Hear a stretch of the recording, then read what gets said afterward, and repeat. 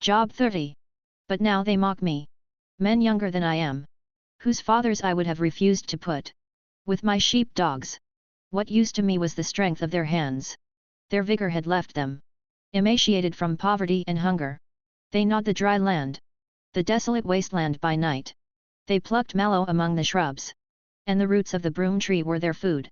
They were banished from human society. People shouted at them as if they were thieves. They are living on the slopes of the wadis, among the rocks and in holes in the ground. They bray among the shrubs.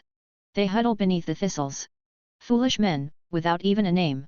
They were forced to leave the land. Now I am mocked by their songs. I have become an object of scorn to them. They despise me and keep their distance from me. They do not hesitate to spit in my face. Because God has loosened my bowstring and oppressed me, they have cast off restraint in my presence. The rabble rise up at my right. They trap my feet, and construct their siege ramp against me. They tear up my path. They contribute to my destruction, without anyone to help them. They advance as through a gaping breach. They keep rolling in through the ruins. Terrors are turned loose against me. They chase my dignity away like the wind, and my prosperity has passed by like a cloud. Now my life is poured out before me, and days of suffering have seized me.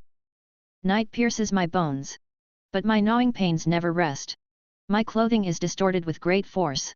He chokes me by the neck of my garment. He throws me into the mud, and I have become like dust and ashes. I cry out to you for help, but you do not answer me. When I stand up, you merely look at me. You have turned against me with cruelty. You harass me with your strong hand.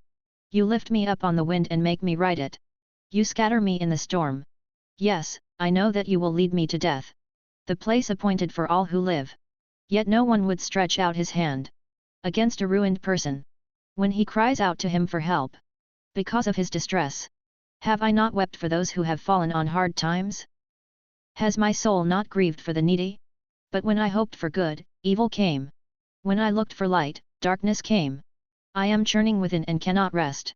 Days of suffering confront me. I walk about blackened, but not by the sun. I stood in the assembly and cried out for help. I have become a brother to jackals, and a companion of ostriches. My skin blackens and flakes off, and my bones burn with fever.